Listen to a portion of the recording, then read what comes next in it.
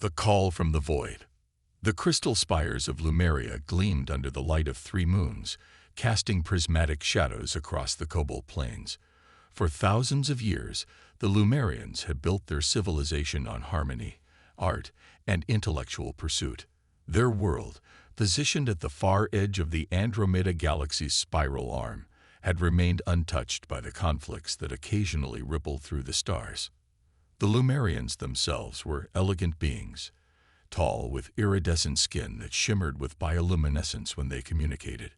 They had mastered energy manipulation, environmental engineering, and faster-than-light travel, but had deliberately avoided developing weapons of mass destruction. War was a concept they understood only in theory, not in practice. That peaceful existence shattered on the day the sky turned black. First came silence. Communication networks across the planet failed simultaneously. Then came the ships, massive obsidian structures that defied conventional physics, appearing without warning in low orbit.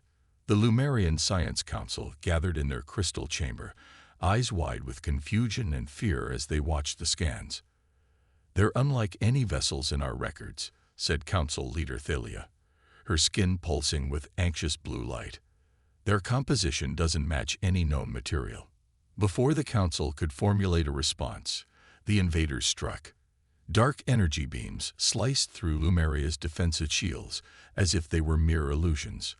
The capital city's tallest spire, a structure that had stood for millennia, crumbled in seconds, sending crystalline debris raining down on the panicked population below. The beings that emerged from the ships were nightmares made flesh.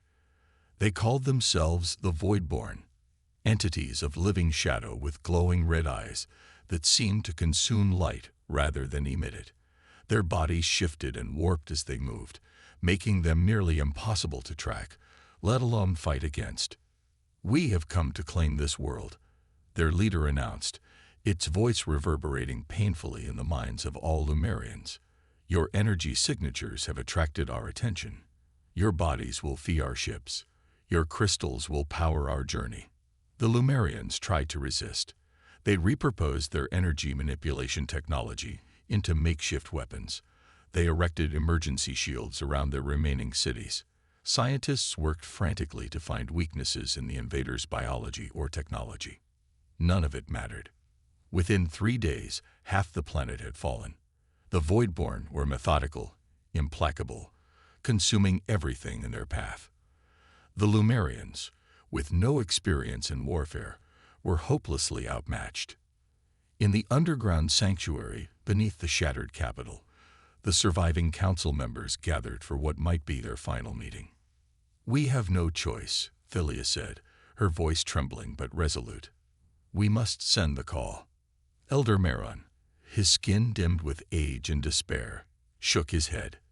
The ancient texts warn against it. "The risks no longer matter," interrupted Thalia. "Our world dies. Our people are being harvested. Whatever consequences come from the call cannot be worse than extinction." No one argued further. With solemn ceremony, they activated the beacon, an ancient device predating even Lumerian civilization. Its purpose was simple yet profound: to send a distress signal that transcended normal communication channels, reaching across galaxies to any civilizations capable of receiving it. The message was simple: we face extinction. Our world burns. Any who hear this, we beg for your aid. The invaders are shadow made flesh, consuming all life. Help us. The beacon pulsed once, twice, 3 times, then fell silent. The Lumerians did not know if anyone would answer, or if their plea would echo unheard through the void of space. All they could do was continue their desperate resistance and hope that somewhere, someone was listening. Days passed. Cities fell. The Voidborn's harvest continued unabated. Hope faded with each passing hour. Then, exactly 1 week after the beacon's activation, something changed. It began with a strange electromagnetic pulse that temporarily disrupted both Lumerian and Voidborn technology. Sensors across the planet registered an anomaly in near-orbit space, a distortion unlike anything their scientists had ever recorded. "Something's coming through," reported a young technician, her skin flashing with excitement. "But it's not using any known FTL method." Space itself seemed to fold, creating a tunnel of swirling energy. From within this impossible passage emerged a single ship. Not a fleet, not an armada. One vessel. But what a vessel it was. Dark gray and angular, it dwarfed even the largest void-born craft. Its surface bore scars and impact marks that told of countless battles survived. No decorative elements adorned its hull. This was a machine built solely for war. The ship took position above Lumeria's atmosphere and simply waited. No communication, no movement. It simply hung there like a colossal predator assessing its prey. The Voidborn noticed the newcomer immediately. 3 of their ships broke formation and ascended to challenge the intruder. Energy weapons charge, they surrounded the solitary vessel. In the underground sanctuary, the Lumerians watched through their remaining sensors, hardly daring to breathe. "Who are they?" whispered Thalia. "Will they help us?" Her question was answered moments later when the Voidborn opened fire on the mysterious ship. Devastating energy beams that had effortlessly destroyed Lumerian defenses struck the newcomer's hull and dissipated harmlessly. What happened next occurred so quickly that the Lumerian sensors could barely track it. The gray ship released what appeared to be thousands of tiny objects. These objects accelerated toward the Voidborn vessels, changing direction multiple times to evade defensive measures. When they struck, the Voidborn ships simply ceased to exist. No explosions, no debris. They were there one moment, gone the next, as if they had never been. A collective gasp echoed through the sanctuary. In seconds, this single ship had accomplished what the entire Lumerian civilization couldn't achieve in days of fighting. "Incoming transmission," announced the communications officer, her skin pulsing with nervous light. "They're broadcasting on all frequencies." A voice filled the chamber, flat, emotionless, speaking in perfect Lumerian, despite no known contact between their civilizations. "This is the UES Retribution, responding to your distress call. We have analyzed the situation. Stand by for ground deployment." The Lumerian Council exchanged bewildered glances. Ground deployment. The single ship was sending troops. On the surface, the Voidborn had noticed the destruction of their orbital vessels. Their ground forces regrouped, abandoning their methodical harvest to form defensive positions. Their shadowy forms coalesced into larger, more threatening configurations, preparing for whatever might come. From the gray ship descended hundreds of smaller craft, each moving with precision that suggested either exceptional pilots or no pilots at all. They landed in formation around the largest concentration of Voidborn. The craft's doors opened, and out stepped beings unlike any the Lumerians had seen before. They were shorter than the Lumerians, with no bioluminescence or crystalline features. Their bodies were encased in armor that seemed to shift between solid and liquid states, adapting to their movements. Each carried weapons that hummed with contained power. These were humans, though the Lumerians didn't yet know this name.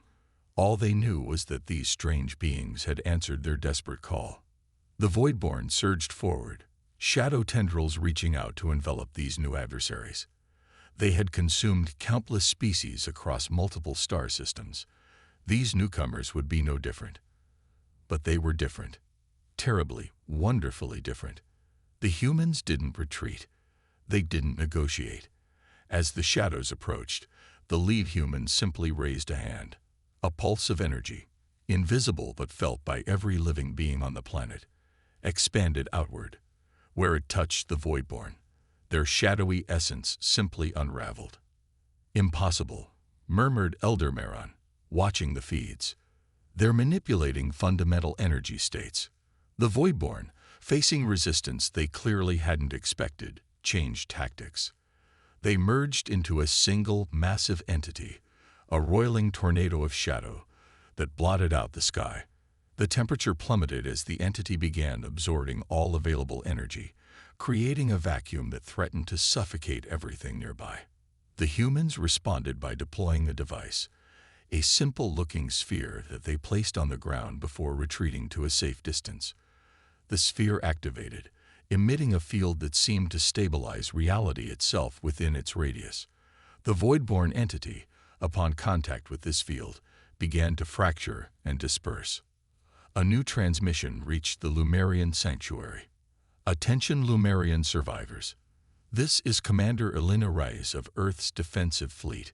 We are initiating containment protocols against the entities you call voidborn. Please remain in your shelters. This will be over soon. The voice. Recognizably the same species as the armored beings, but clearly female, carried absolute confidence. Not hope, not bravado. Simple certainty. In the council chamber, Philia's skin flickered with the blue-green pattern of confusion. Earth? I've never heard of such a world. Nor I. Agreed Maron. They must come from beyond our galaxy.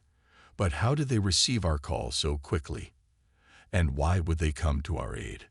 Outside, the battle, if it could even be called that, continued. The humans deployed more of their reality-stabilizing devices, creating safe zones throughout the city. The voidborn, seemingly unable to adapt to this technology, retreated from these areas. When direct confrontation failed, the voidborn attempted to flee back to their remaining ships. The humans anticipated this, using handheld weapons that fired not projectiles or energy beams, but what appeared to be miniature singularities. Tiny black holes that existed for fractions of seconds, just long enough to draw in nearby voidborn and collapse. By nightfall, the immediate area had been secured. Human troops established a perimeter, while others helped injured Lumerians to medical stations they had set up. Their efficiency was as impressive as their combat capabilities. Commander Rice herself arrived at the underground sanctuary to meet with the council. She removed her helmet, revealing a face that looked deceptively fragile compared to the power her species had demonstrated. Her skin was a warm brown, her hair black, and kept short, her eyes dark and alert. Your call reached us 8 days ago, she explained, declining the offered seat. Humans, it seemed, preferred to stand during such meetings. We came as quickly as possible. 8 days. Philia's skin pulsed with disbelief. But the distances involved. You would need to travel faster then. Yes, Rise interrupted, not unkindly but with the air of someone who had limited time. We do. The technology is classified, even among most galactic civilizations. Why? Asked Maron. Why would you come to our aid? We have nothing to offer in return. Commander Rice's expression softened slightly. Because you asked. Because you're alive. Because this is what we do. She activated a holographic display from her wrist device, showing the status of battles occurring simultaneously across the planet. The Voidborn are being contained worldwide. By tomorrow, your planet will be secure. We've seen these entities before. They're intergalactic parasites that consume worlds and move on. Dangerous, but predictable. Philia stared at the human commander, trying to comprehend the casual competence with which these strangers had accomplished what seemed impossible hours earlier. Who are you? Really? Commander Rice smiled for the first time, a small expression that nonetheless transformed her face. We're humanity, and you're not the first to call us when things seemed hopeless. You certainly won't be the last. As the night progressed, more human ships arrived in orbit, not as large as the first, but numerous. The Voidborn, sensing the shifting odds, attempted a final desperate gambit, self-destructing their remaining vessels to create a cascading energy reaction that would render the planet uninhabitable. They never got the chance. Human ships intercepted and neutralized the reaction before it could begin, using technology that seemed to manipulate the fabric of space-time itself. By dawn, it was over. The Voidborn were gone, not just defeated but eradicated from Lumeria. Human medical teams worked alongside Lumerian healers to treat the injured. Engineering crews began helping with the most critical infrastructure repairs. Commander Rice returned to the Council with news. We've eliminated the immediate threat, but this sector of space has been targeted by the Voidborn before. They'll return eventually. Maybe not here, but somewhere nearby. What can we do? Asked Thalia. Our civilization has never developed the means to fight such enemies. Reyes nodded, understanding. Not every species needs to become warriors. That's why we're here. She activated her holographic display again, this time showing a map of nearby star systems. We're establishing a defensive outpost in this system. Any future incursions will be met long before they reach inhabited worlds. The implications weren't lost on the Council. These humans were offering ongoing protection, becoming guardians not just for Lumeria, but for the entire sector. Why would you do this? Marin asked. What do you gain? Commander Reyes considered the question seriously before answering. Humanity emerged from our homeworld into a galaxy far more dangerous than yours. We nearly didn't survive our first contact with hostile species, but we did survive, and we adapted. We learned. We became what we needed to become. She looked each council member in the eye before continuing. We decided long ago that we would answer calls like yours. Not for resources, not for territory, but because we remember what it was like to face extinction alone. As she spoke, more human ships appeared in orbit, an armada now, making the initial vessel look small by comparison. The message was clear. When humanity committed to something, they didn't hold back. The Lumerians, watching this display of power that had appeared solely because they had asked for help, began to understand that the galaxy was both more terrifying and more hopeful than they had ever imagined. They had called into the void in their darkest hour, and humanity had answered. The Wrath of Terra. 3 days after the initial human intervention, Lumeria entered a fragile recovery phase. Crystal spires were being rebuilt, communication networks restored, and the planet's wounded ecosystem carefully tended by joint human-Lumerian efforts.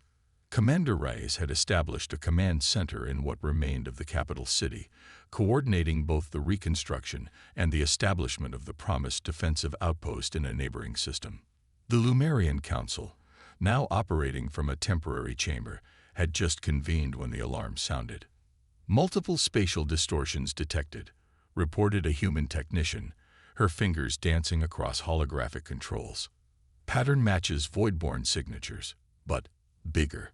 Commander Reyes was immediately on her feet. Numbers. At least 30 capital ships, Commander, much larger than the previous invasion force. The council chamber fell silent. The Voidborn had returned, sooner and in greater numbers than anyone had anticipated. Thalia's skin pulsed with fear. How? Why so quickly? They're connected, Reyes explained grimly. The ones we destroyed must have sent a signal before they fell. This isn't just another harvest. It's a response to our intervention. Outside, the sky darkened as massive Voidborn vessels entered orbit. Unlike the previous ships, these were not merely functional. They were designed to inspire terror. Writhing patterns of shadow energy coursed across their hulls, and each was shaped like a twisted parody of organic life. What can we do? Elder Marin asked, his voice barely audible. Commander Reyes's expression hardened. We fight, but not here. She activated her communication device. This is Commander Reyes to all UES forces. Initiate Protocol Thunderbolt. I repeat, initiate Protocol Thunderbolt. Throughout the city, human forces began a coordinated withdrawal. Not a retreat. Their movements were too precise, too deliberate for panic, but a strategic repositioning. At the same time, civilian evacuation ships descended from orbit, landing near population centers. We're evacuating your people to safety, Reyes told the stunned council. The Lumerians who remain will be brought to secure underground facilities. What happens next is not something civilians should witness. What are you planning? Asked Thalia. Commander Reyes's eyes were cold steel. We're giving the Voidborn exactly what they asked for, humanity's full attention. Above Lumeria, the human fleet, previously scattered across the planet, began to converge. Ships of various sizes and configurations formed precise formations, creating a barrier between the planet and the approaching Voidborn Armada. From the massive vessel that had first arrived, the UES Retribution, came a transmission directed not at the Lumerians, but at the Voidborn themselves. It broadcast on all frequencies, in a language that seemed composed more of mathematical concepts than words. Voidborn Collective, this is Admiral Harper of the United Earth Fleet. You have violated protected space. You have attempted to harvest sentient life. You have ignored all previous warnings about human protected sectors. Retreat immediately or face extinction. The Voidborn response came as a psychic assault, a wave of terror and malice directed at every mind on the planet. Where it touched Lumerian consciousness, it left them paralyzed with primal fear. The humans, however, seemed unaffected. Psychic shielding, explained Rice, noting the Council's confusion. Standard issue for all human military personnel. Your people will need similar protection. She handed small devices to each Council member. When activated, they created a field that blocked the Voidborn's mental attacks. The time for evacuation is over, Rise announced. Now we show them why the galaxy fears human retribution. In orbit, the Voidborn fleet advanced, firing weapons that bent light around them. Singularity cannons designed to crush their targets into infinitesimal points of matter. The human fleet didn't evade. Instead, their ships' hulls briefly glowed with iridescent energy as the attacks struck them, and were absorbed. Admiral Harper's voice echoed through all communication channels. All ships, weapons free. Execute Pattern Omega. What followed defied the Lumerians' understanding of physics, technology, and warfare. Human vessels, previously maintaining defensive positions, suddenly accelerated to impossible speeds. They didn't merely move fast. They seemed to exist in multiple locations simultaneously, creating afterimages that confused both observers and enemy targeting systems. Their weapons were equally confounding. Some fired what appeared to be conventional energy weapons, but the beams curved in flight, seeking out vulnerable points on the Voidborn ships. Others deployed what Reyes called dimensional charges, devices that didn't destroy their targets so much as partially shift them into another reality, leaving the vessels intact but functionally disabled. Most terrifying of all were the flagship's primary weapons, massive cannons that fired streams of what could only be described as weaponized reality. Where these streams struck, Voidborn matter simply ceased to adhere to the laws of physics, collapsing in on itself. We discovered long ago that the Voidborn exist partially outside normal spacetime, Rise explained as they watched the battle unfold on holographic displays. Their advantage is also their weakness. Forces that stabilize reality are anathema to them. The Voidborn, facing weapons specifically designed to counter their nature, changed tactics. Their ships began to merge, just as their ground forces had done, forming fewer but larger entities. These combined vessels pulsed with concentrated void energy, generating gravitational distortions that threatened to tear apart anything that approached. Admiral Harper's voice remained calm. Initiation sequence for Solar Protocol authorized. All ships maintain Formation Delta. From the Retribution's underside emerged a device that seemed too small to matter in such a massive conflict, a sphere no larger than a Lumerian transport vessel. This sphere detached and positioned itself between the human fleet and the Voidborn Armada. "What is that?" asked Thalia.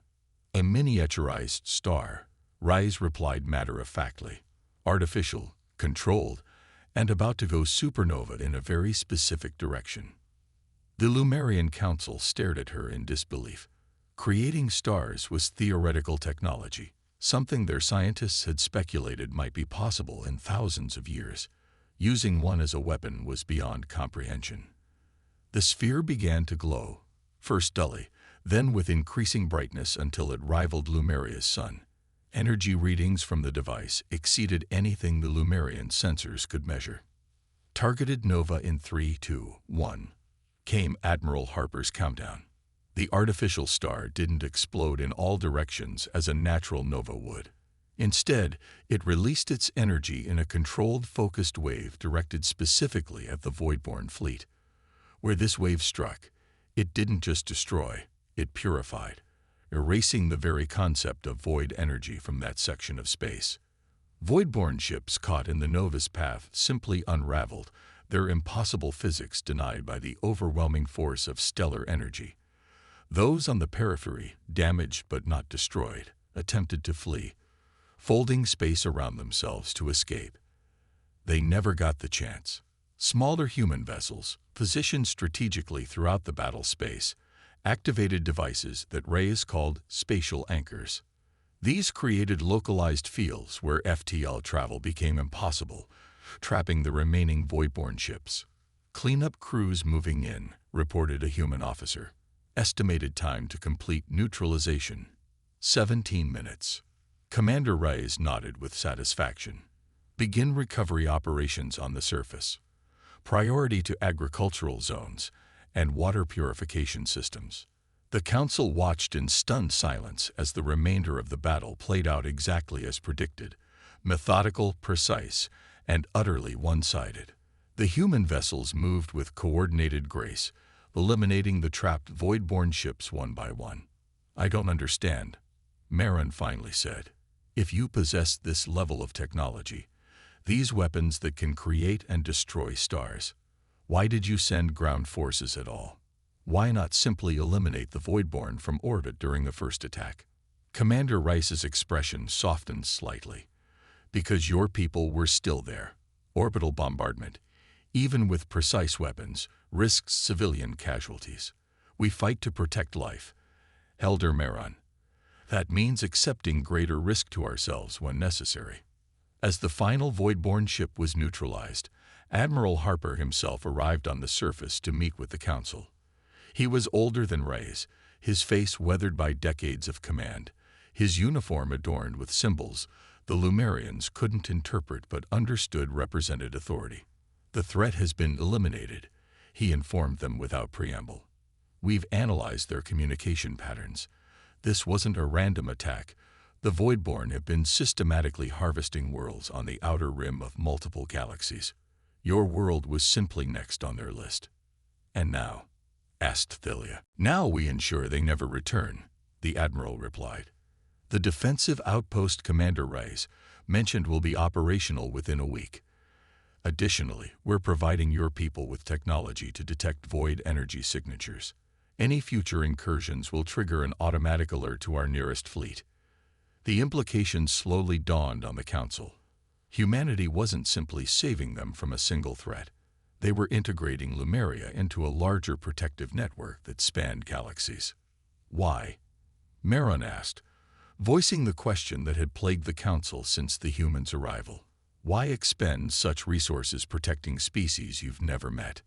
Admiral Harper's response was simple but profound. "Because we were alone once. Centuries ago, humanity fought its first interstellar war against an enemy much like the Voidborn. We had no allies, no advanced technology, no understanding of what we faced. We survived by sheer determination and adaptability, but the cost was billions of lives." He gestured toward the sky, where his fleet now maintained a protective formation around Lumeria.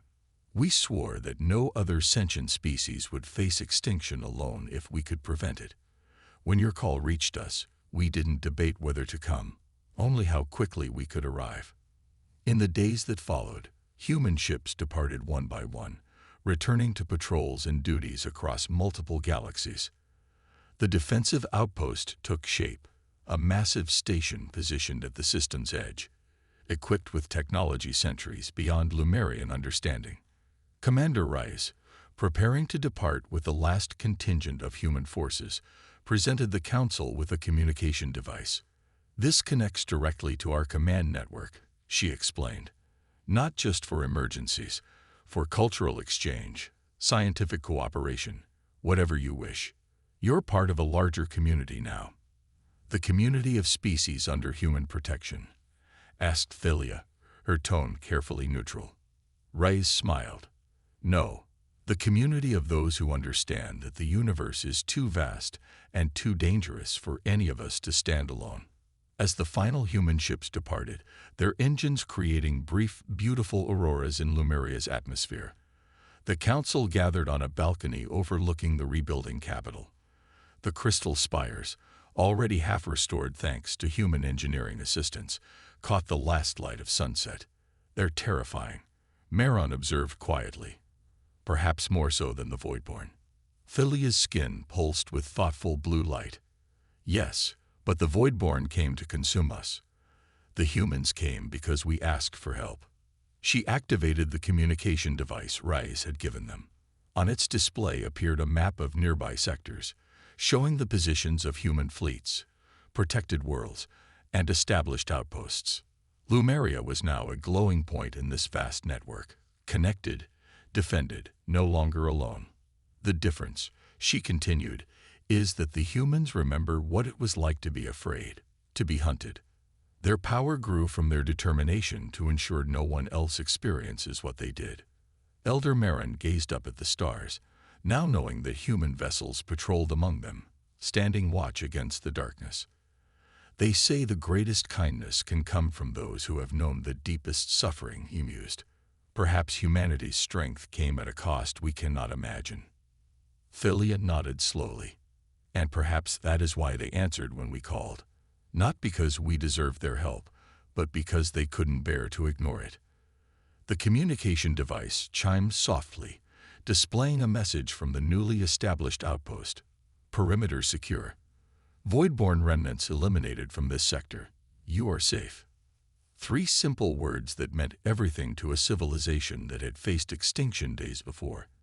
They had called into the darkness, desperate and afraid, and humanity had answered, bringing with them a power the galaxy had never imagined and a compassion that defied explanation. They had asked for help, and the galaxy had witnessed an unstoppable force, not of destruction, but of protection, of hope.